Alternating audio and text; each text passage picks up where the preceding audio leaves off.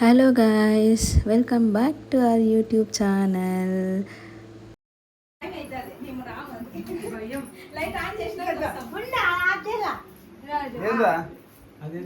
సైడ్కి పెట్టుకో, ఇట్లా సైడ్ పెట్టినట్టే మళ్ళీ దాని మీద అట్లా వస్తుంది. అందుకే దూరం ఉంది అదే. హ్యాపీ బర్త్డే,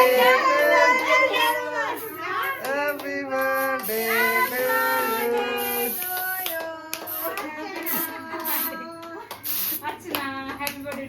పుట్టినరోజు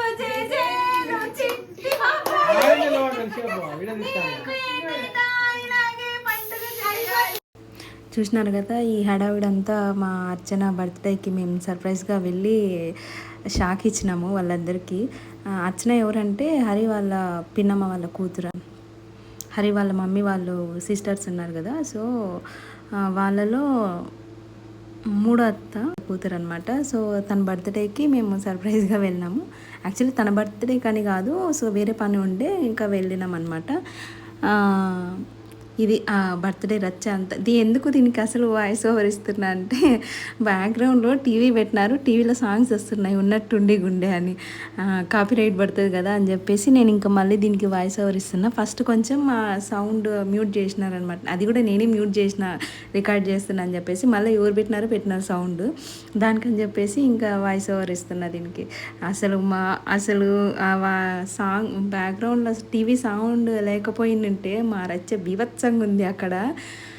నేనైతే అసలు ఎంత గట్టిగా అరుస్తున్నాను, అమ్మో మామూలుగా లేదు అసలు. ఆ రోజు అయితే ఫుల్ ఎంజాయ్ చేసినాము. వాళ్ళు అయితే ఫుల్ షాక్ అయిపోయినారు, మా అరుణ కానీ అంజలి కానీ వీళ్ళైతే ఫుల్ షాక్ అయిపోయినారు. ఇంత సడన్గా వచ్చినారే అన్నట్లుగా వాళ్ళు ఫీల్ అయినారనమాట. అదే ఇంకా బ్యాక్గ్రౌండ్లో మేమైతే ఇక ఫుల్, నేను అరుణ అంజలి కలిసి కెమెరా ఫోటో తీస్తున్నామా, వీడియో తీస్తున్నామా, ఫుల్ ఇంకా మామూలుగా రచ్చ చేయలేదు. అది నేను యాక్చువల్లీ టీవీ సౌండ్ మ్యూట్లో ఉందని అనుకున్నాను, లేకపోతే నేనైనా తగ్గిస్తుండే. అసలు మామూలుగా లేదు ఆ రచ్చ మాత్రము. ఫుల్ రచ్చ, ఫుల్ ఫన్ ఉండే. చాలా అంటే చాలా ఎంజాయ్ చేసినాం. ఎందుకు అంటే యాక్చువల్లీ నాకు పర్సనల్గా అదే మతం ఏంటంటే ఒక స్పెషల్ అని చెప్పాలా. ఎందుకంటే నాన్నబాబు కడుపులో ఉన్నప్పుడు 7th మంత్ అప్పుడు నాకు లైట్గా స్టమక్ పెయిన్ వచ్చిందని చెప్పేసి హాస్పిటల్కి వెళ్ళినాము. ఎందుకంటే నేను అప్పుడు సరిగ్గా కాన్షియస్లో కూడా లేకుండే.